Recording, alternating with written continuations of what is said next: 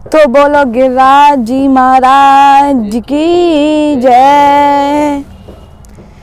तो अब मैं आपको गिरिराज जी की कथा सुनाने जा रहा हूँ। तो एक बार की बात है, यशोदा मैया रसोड़े में कुछ पूजा के लिए सामग्री बना रही थी। तभी लाला दौड़ते दौड़ते आए। तो यशोदा मैया कहती है, लाला अभी दूर जा, यहाँ पे मत आइयो, अभी मैं काम कर रही हूँ। तो अब लाला कहते हैं कि मैया तुम कहाँ बना रही हो?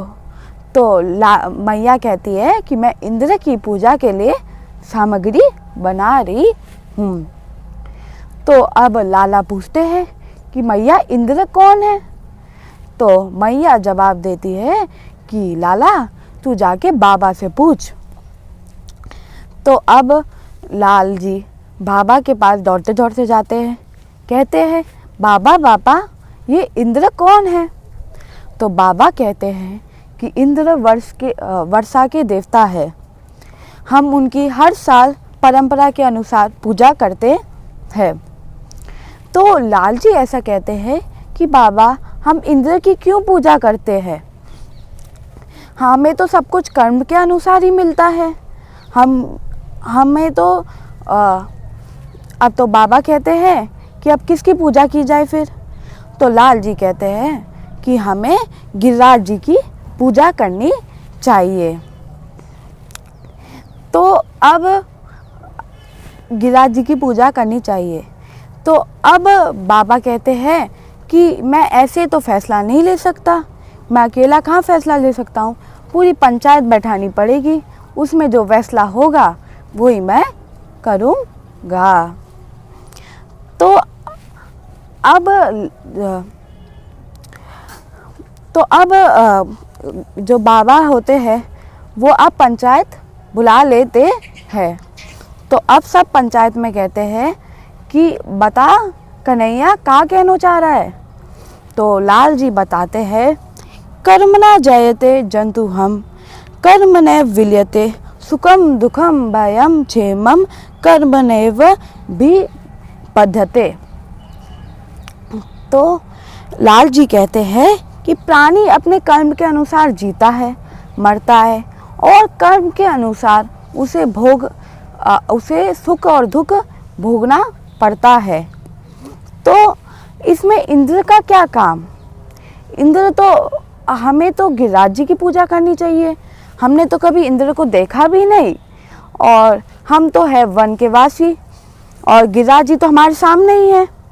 हमारी गैया भी गिरिराज जी में चरती है, हम गिरिराज जी में ही रहते हैं, हम गिरिराज जी में ही हमारा सारा गिरिराज जी से ही काम चलता है। तो अब जो थे वो कहते हैं कि लाला बात तो तू सही कह रहा है। तो अब वहाँ पे पंचायत में ये फैसला हो जाता है कि सब के सब लाला की बात मानेंगे।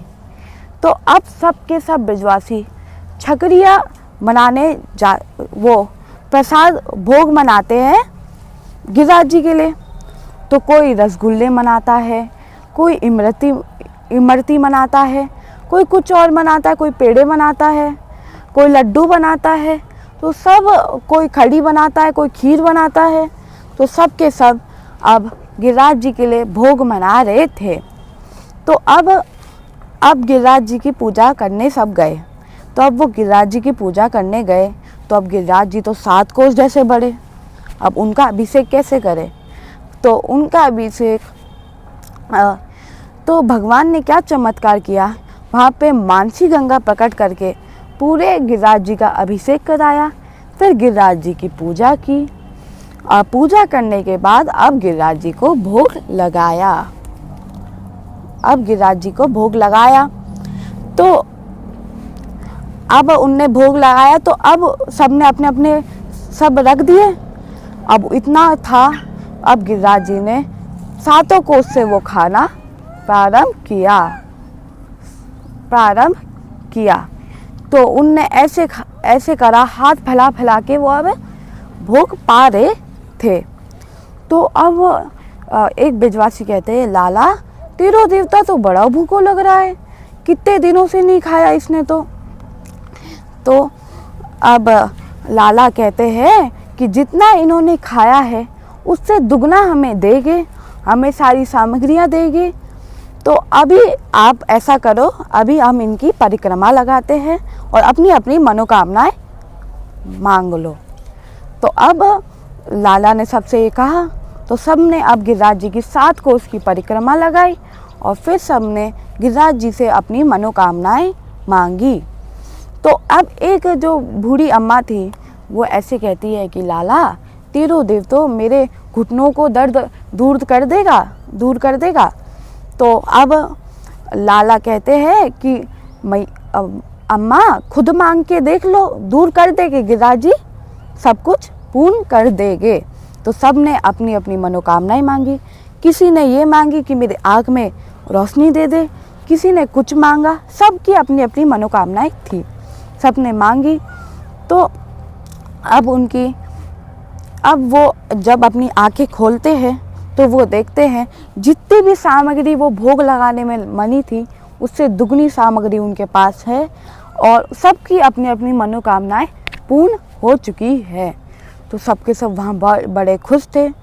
कोई कह रहा था कि लाला आज तो इंद्र ने तो कभी कोई भोग पाया भी नहीं, ना हमारी मनोकामनाएं पूर्ण करी।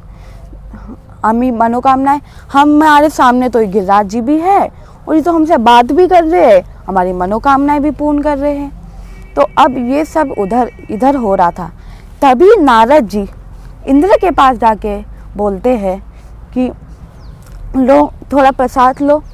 तो अब इंद्र कहता है कि आप कहाँ से आ रहे हो? तो नारद जी कहते हैं कि मैं वृंदावन से आ रहा हूँ। तो अब इंद्र कहता है अरे वृंदावन में तो मेरी इस समय पूजा होती थी, 56 भोग लगते थे, इस बार क्यों नहीं हुई? तो अब नारद जी कहते हैं अब तुम वो सब भूल जाओ, अब तुम्हें दाल रोटी खानी है, 56 भोग के बारे में बस सोचो। तो इंद्र बड़ा क्रोधित हो जाता है कि ये किसकी पूजा कर रहे हैं। तो ये देखता है जब वो गिरिराज पर्वत की पूजा हो रही थी, तो अब वो अपने मेघों को ऐसा आदेश देता है कि जाओ पूरा बरस जाओ वृंदावन में, पूरा गिरिराज पर्वत को बहा दो। तो अब ये आदेश मिलता है। तो अब वो जो मेघ थे वो अब हाथी के सूंड के तरह अब वो पानी बरस रहा था। तो अब सबके सब कहने लग जाते हैं, आधे लोग तो ये कहते हैं कि गिरिराज जी हमें बचा लेंगे, आधे लोग ये कहते हैं कि अरे इस छोरे की क्या बात सुन ली हमने, देखो अब इंद्र गुस्सा हो गया है, अब क्या करेंगे हम। तो अब क्या करते हैं कि अब जो कृष्ण जी होते हैं वो अपने दाहिने हाथ की कनिष्ठिका उंगली में पूरा गिरिराज पर्वत को धारण कर लेते हैं और सभी ब्रजवासी को कहते हैं आ जाओ गिरिराज जी के नीचे। तो सबके सब आ जाते हैं। तो अब वो 7 दिन 7 रात तक भगवान उसको रखते हैं। तो अब इंद्र ये सब सोच रहा होता है कि अरे मेरे मेघों का पानी ख़त्म हो गया, मगर अभी तक जहाँ गिरिराज जी को कुछ हुआ क्यों नहीं। तो जब इंद्र ध्यान लगा के सोचता है तो वो उसे पता चलता है ये तो परम पिता परमात्मा खुद ही है। अब वो परम पिता परमात्मा जी से माफ़ी मांगता है, उनके चरणों में चला जाता है। मगर भगवान उनसे बिल्कुल भी नहीं दुखी थे, वो और बहुत ज़्यादा प्रसन्न थे क्योंकि उनने सभी ब्रजवासियों को एक जगह ला दिया था और सभी को भगवान के दर्शन करा दिए थे। तो अब इंद्र वो गिरिराज जी का अभिषेक करता है ऐसावत हाथी से और कामधेनु गैया के दूध से। तो अब उनका अभिषेक करता है और फिर गिरिराज जी को 56 भोग भी लगाता है। अब लाल जी ने 7 दिन 7 रातों तक गिरिराज पर्वत को अपने धारण करके रखा। तो अब यशोदा मैया कह रही थी कि लाला तू थक गए होगा। तो अब यशोदा मैया क्या करती थी कि रोज लाला को 8 बार भोजन कराती थी।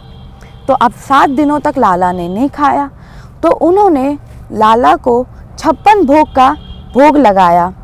तो उसी समय से सबसे पहले गिरिराज जी को ही 56 भोग लगना प्रारंभ हुआ है, फिर और जगह प्रारंभ हुआ है। तो अब सब कहते हैं कि कृष्ण जी ने गिरिराज पर्वत कैसे उठा लिया। तो कच्चे माखन को बल बड़े को बल बड़ो, कछु गोपीन करी सहा, बस बान की कृपा से गोवर्धन लिए उठाए।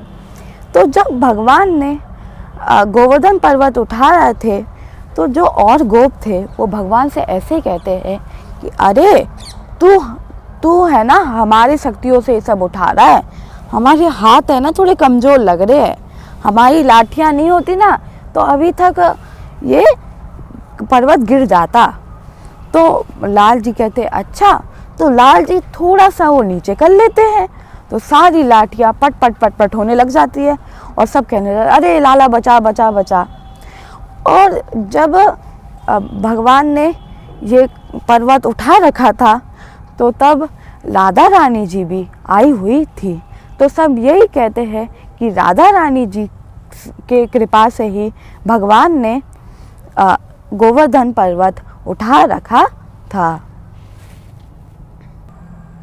तो ये वही गिरिराज जी महाराज जी है जिनको भगवान ने अपनी कनिष्ठिका उंगली से धारण किया था।